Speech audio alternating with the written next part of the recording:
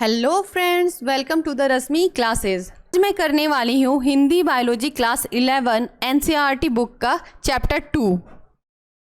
Chapter 2 है जीव जगत का वर्गीकरण। इसके अंदर हम लोगों को क्या पढ़ना है वो देख लेते हैं। तो 2.1 में क्या है? Monera kingdom. 2.2 में है प्रोटिस्टा किंगडम, फंजाई किंगडम। 2.4 में है प्लांटी किंगडम। 2.5 में है एनिमिलिया किंगडम एंड 2.6 में है वायरस, वीरोइड तथा लाइकेन। तो शुरू करते हैं जीव जगत का वर्गीकरण। सभ्यता के प्रारंभ से ही मानव ने सजीव प्राणियों के वर्गीकरण के अनेक प्रयास किए हैं। वर्गीकरण के ये प्रयास वैज्ञानिक मानदंडों की वजह से सहज बुद्धि पर आधारित हमारी भोजन, वस्त्र एवं आवास जैसी सामान्य उपयोगिता के वस्तुओं के उपयोग की आवश्यकताओं पर आधारित थे। इन प्रयासों में जीवों के वर्गीकरण वैज्ञानिक मानदंडों का उपयोग सर्वप्रथम अरस्तु ने किया था। उन्होंने पादपों को सरल आकार की लक्षणों के आधार पर वृक्ष, झाड़ी एवं शाक में वर्गीकृत किया था, जबकि उन्होंने प्राणियों का वर्गीकरण लाल रक्त की उपस्थिति तथा अनुपस्थिति के आधार पर किया था।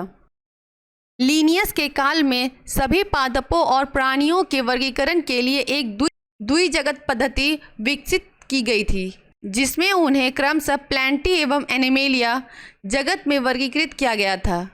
इस पद्धति के अनुसार यूकैरियोटिक एवं प्रोकैरियोटिक, एक कोशिका एवं बहुकोशिका तथा प्रकाश संश्लेषी एवं अप्रकाश संश्लेषी के बीच विभेद स्थापित करना संभव नहीं था।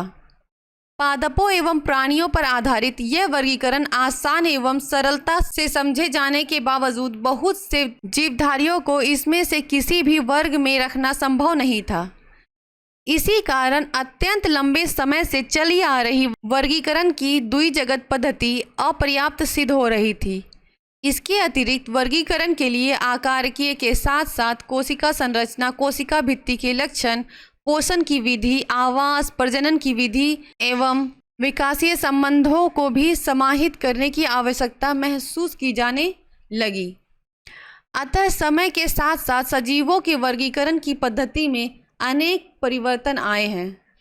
पादप एवं प्राणी जगत के वर्गीकरण की इन कठिन पद्धतियों, जिसमें सम्मिलित समूहों या जीवधारियों में होने वाले परिवर्तन शामिल है, सदा ही समाविष्ट रहे हैं। इसके अतिरिक्त जीवधारियों के विभिन्न जगत की संख्या एवं उनके लक्षणों की विभिन्न वैज्ञानिकों द्वारा अलग अलग व्याख्या की गई है। तालिका 2.1 5 जीव जगत के लक्षण क्या क्या हैं और 5 जगत कौन कौन से हैं वो बताया गया है। 5 जगत में लिया गया है Monera, protista, fungi, Plantae, Animalia. लक्षण है कोशिका प्रकार, कोशिका भित्ति, केंद्रक, काय संरचना, पोषण की विधि, प्रजनन की विधि। मोनेरा का कोशिका प्रकार क्या है? प्रोकैरियोटिक, प्रोटिस्टा का है यूकैरियोटिक, फंजाई का है यूकैरियोटिक, प्लांटी का है यूकैरियोटिक एंड एनिमिलिया का है यूकैरियोटिक। कोशिका भित्ति मोनेरा में होता है सेल्यूलोज रहित और एमाइनो अम्ल प्रेजेंट होता है। प्रोटिस्टा में कुछ में उपस्थित होता है, फंजाई में उपस्थित होता है, प्लांटी में उपस्थित होता है और एनिमिलिया में अनुपस्थित होता है कोशिका भित्ति। केंद्रक मोनेरा में अनुपस्थित होता है, प्रोटिस्टा में उपस्थित होता है, फंजाई में उपस्थित होता है, प्लांटी में उपस्थित होता है, एनिमिलिया में उपस्थित होता है। इसी तरह यहाँ पूरे तालिका को बताया गया है। सन 1969 में R.H. व्हिटेकर द्वारा एक 5 जगत वर्गीकरण की पद्धति प्रस्तावित की गई थी। इस पद्धति के अंतर्गत सम्मिलित किए जाने वाले जगतों के नाम मोनेरा, प्रोटिस्टा, फंजाई, प्लांटी एवं एनिमिलिया है। कोशिका संरचना, शारीरिक संरचना, पोषण की प्रक्रिया, प्रजनन एवं जातीय वृत्ति संबंध उनके वर्गीकरण की पद्धति के प्रमुख मानदंड थे। तालिका 2.1 में इन सभी जगतों के विभिन्न लक्षणों का एक तुलनात्मक विवरण दिया गया है।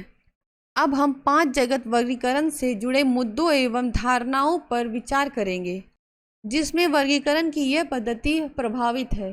इससे पहले की वर्गीकरण पद्धति के अंतर्गत बैक्टीरिया, नील हरित शैवाल, मांस, फर्न, जिम्नोस्पर्म एवं एंजियोस्पर्म को पादपों के साथ रखा गया था।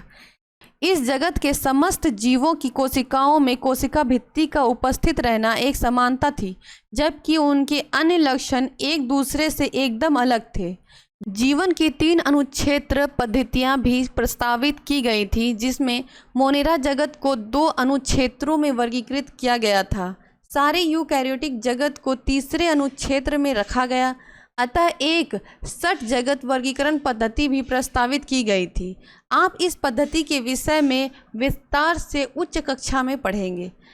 प्रोकैरियोटिक बैक्टीरिया तथा नीलहरित शैवाल या साइनोबैक्टीरिया को अन्य यूकैरियोटिक जीवों के साथ वर्गीकृत कर दिया गया। इस पद्धति के अनुसार एक कोशिका जीवों को बहुकोशिकीय जीवों के साथ वर्गीकृत किया गया, जैसे क्लेमाइडोमोनास एवं स्पाइरोगाइरा शैवाल। इस वर्गीकरण में कवकों जैसे परपोषिका, हरित पादपों जैसे स्वपोषण के बीच भी विभेद नहीं किया गया, जबकि कवकों की कोशिका भित्ति काइटिन की एवं हरित पादपों की सेलुलोज की बनी होती है।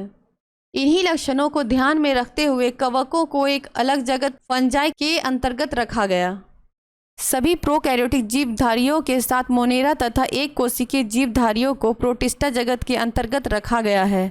प्रोटिस्टा जगत के अंतर्गत कोशिका भित्ति युक्त क्लेमाइडोमोनास एवं क्लोरेला, पैरामीशियम एवं अमीबा के साथ रखा गया है, जिनमें कोशिका भित्ति नहीं पाई जाती है। इस प्रकार इस पद्धति के अनेक जीवधारियों को एक साथ रखा गया, जिन्हें पहले की पद्धतियों में अलग अलग रखा गया था। ऐसा वर्गीकरण के मानदंडों में परिवर्तन के कारण हुआ। इस प्रकार के परिवर्तन भविष्य में भी होते रहेंगे, जो लक्षणों एवं विकासीय संबंधों के प्रति हमारे समझ में सुधार पर निर्भर होगी। समय के साथ साथ वर्गीकरण की एक ऐसी पद्धति विकसित करने का प्रयास किया गया है, जो न सिर्फ आकार की, कायिकी एवं प्रजनन संबंधी समानताओं पर आधारित हो, बल्कि जाति वृत्ति हो और विकासीय संबंधों पर भी आधारित हो। इस अध्ययन में हम व्हिटेकर पद्धति के अंतर्गत मोनेरा, प्रोटिस्टा एवं फंजाई के लक्षणों का अध्ययन करेंगे। प्लेंटी एवं एनिमिलिया जगत, जिन्हें सामान्य भाषा में क्रमशः पादप एवं प्राणी जगत कहते हैं, की चर्चा आगे के 2 अध्यायों में अलग अलग करेंगे। 2.1 मोनेरा जगत। सभी बैक्टीरिया मोनेरा जगत के अंतर्गत आते हैं। ये सूक्ष्म जीवों में सर्वाधिक संख्या में होते हैं और लगभग सभी स्थानों पर पाए जाते हैं। मुट्ठी भर मिट्टी में सैकड़ों प्रकार के बैक्टीरिया देखे गए हैं। ये गर्म जल के झरनों, मरुस्थल, बर्फ एवं गहरे समुद्र जैसे विषम एवं प्रतिकूल वास स्थानों, जहाँ दूसरे जीव मुश्किल से ही जीवित रह पाते हैं, में भी पाए जाते हैं। कई बैक्टीरिया तो अन्य जीवों पर या उनके भीतर परजीवी के रूप में रहते हैं। बैक्टीरिया को उनके आकार के आधार पर 4 समूहों गोलाकार कोकस, छड़ाकार बेसिलस, कोमाकार विब्रियम तथा सर्पिलाकार स्पाइरिलम में बांटा गया है। चित्र 2.1 में हम लोग देखेंगे, ये गोलाकार है, ये कोकाय है, ये छड़ाकार है जिसे बेसिलस कहते हैं, ये सर्पाकार है जिसे स्पाइरिला कहते हैं, और ये कौमाकार है जिसे विब्रियो कहते हैं। ये 4 प्रकार के बैक्टीरिया हैं।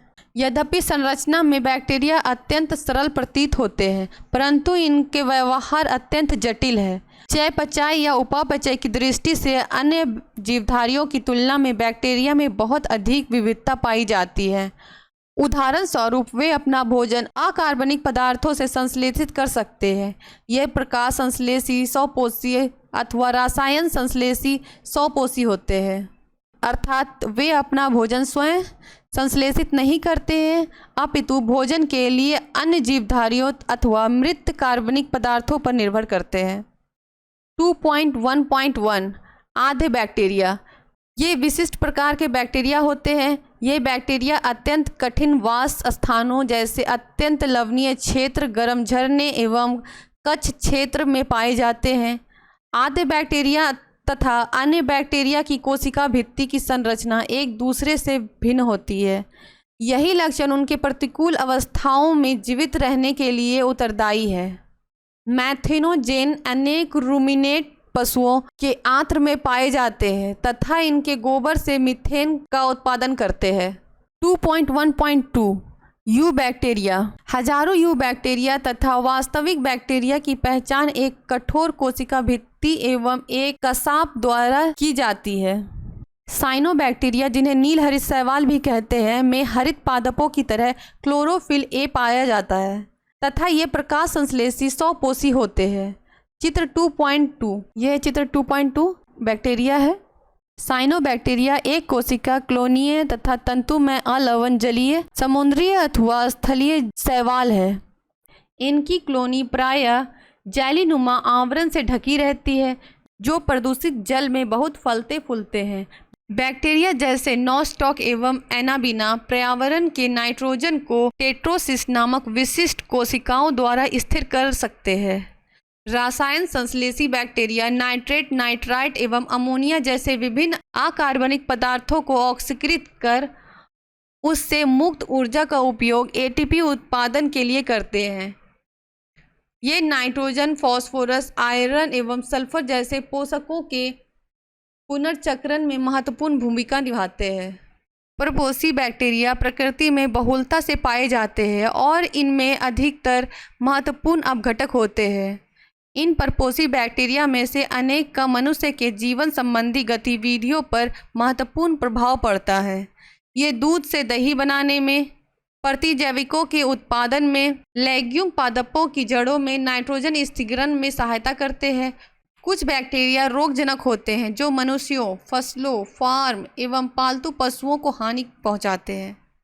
विभिन्न बैक्टीरिया के कारण हैजा, टाइफाइड, टेटनस, साइट्रस, कैंसर जैसी बीमारियां होती हैं। बैक्टीरिया प्रमुख रूप से कोशिका विभाजन द्वारा प्रजनन करते हैं। कभी कभी विपरीत परिस्थिति में ये बीजाणु बनाते हैं। ये लैंगिक प्रजनन भी करते हैं जिसमें एक बैक्टीरिया से दूसरे बैक्टीरिया में डीएनए का पुरातन स्थानांतरण होता है। माइकोप्लाज्म एक ऐसा जीवधारी है जिसमें कोशिका भित्ति बिल्कुल नहीं पाई जाती है। ये सबसे छोटी जीवित कोशिका है। ये जो लाइन है ये सबसे छोटी जीवित कोशिका है। तो ये क्वेश्चन आता है बहुत बार कि विश्व में सबसे छोटी जीवित कोशिका कौन सी है, तो ये सबसे छोटी जीवित कोशिका कौन सी है? माइकोप्लाज्म की है। कौन सी है? माइकोप्लाज्म की है, जो ऑक्सीजन के बिना भी जीवित रह सकती है। अनेक माइकोप्लाज्म प्राणियों और पादपों के लिए रोगजनक होते हैं। तो आज हम लोग यहीं पर इसको एंड करेंगे। नेक्स्ट क्लास में हम लोग प्रोटिस्टा जगत पढ़ेंगे। ठीक है, थैंक यू।